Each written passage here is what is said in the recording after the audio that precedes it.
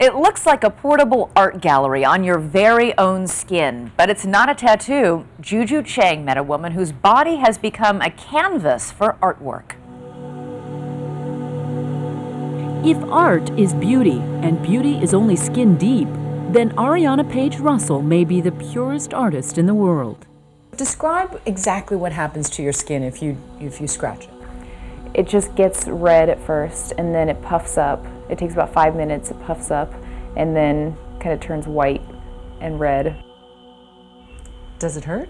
No, it doesn't hurt. I can feel a sensation on my skin. It just feels a little warm, but it doesn't hurt. So anytime the 29-year-old scratches, writes, or draws on her skin, just wait 5 minutes, and voila.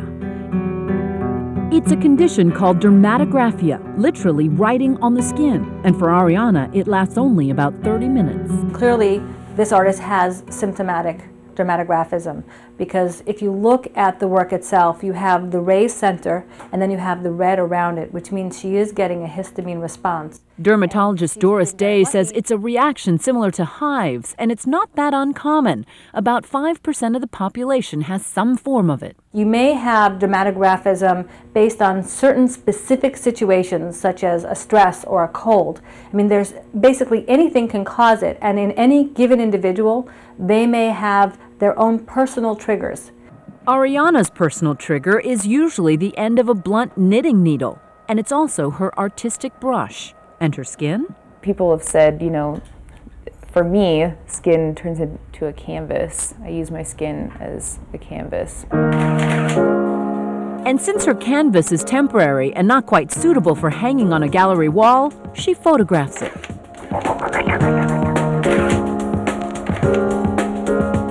Ariana was taking photographs long before she drew on her skin. In fact, she got her master's degree in photography here in Seattle at the University of Washington.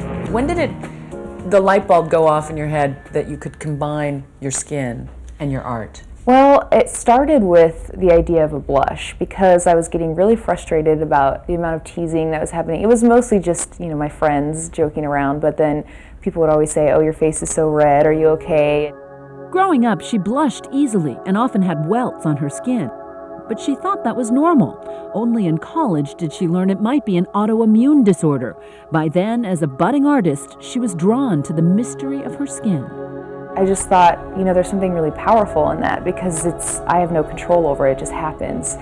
And I wanted to kind of capture that feeling of vulnerability and just that kind of fleeting thing that happens in a blush. So she took charge of her skin, drawing, doodling, even using freckles to connect the dots, and sometimes just writing. I'm drawing some letters on my arm instead of patterns, because sometimes just the same letter repeating over and over again kind of makes a pattern. So I'm just drawing lots of M's. Each stroke takes minutes to appear and then, like invisible ink, gone. But before it's gone, photographs. Then it's off to the darkroom where she makes large, detailed blow-ups of her skin designs. Sometimes Ariana photographs her plain skin without any decoration.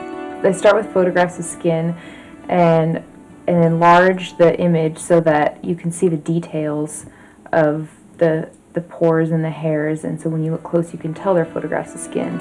She carves up the photographic prints into designs and collages, each piece showing the nuances and textures of her skin. Sometimes the arrangements expand into flesh-tone wallpaper, which is no accident. This is actually from my dad's dining room. So I borrowed this from him because my dad's a wallpaper hanger. What drew you to the designs on the wallpaper? Well, originally I liked how when my dad and I would take the wallpaper off the wall, it kind of has a skin-like quality to it, because it's just this covering over the wall. It's, you know, an adornment. So I noticed that it was peeling off. It kind of took on this kind of feeling of like skin peeling off. She calls skin the index of passing time, a history of what's going on at its surface and deep below.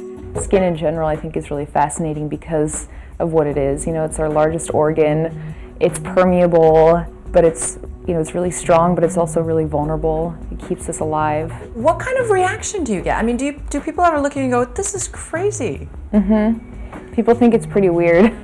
Either people just think that it's beautiful, or that it's interesting, or they think it's kind of disgusting.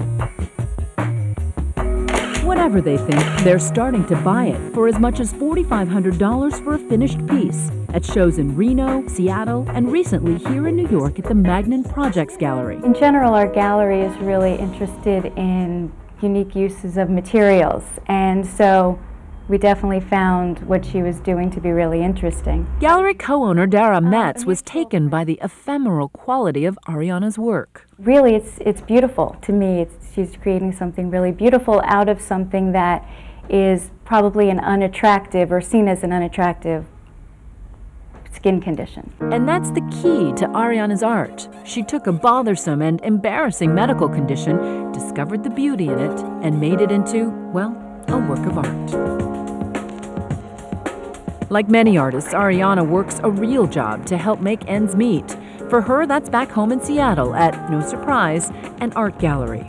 And the future, perhaps a blank canvas, but a canvas she always carries with her.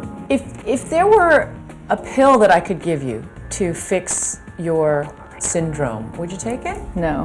Why? Well, I think it's fun to be able to draw on myself, and I like it.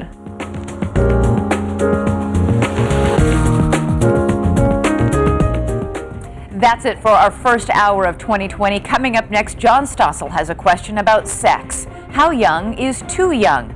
The hour is called The Age of Consent, and it starts right now.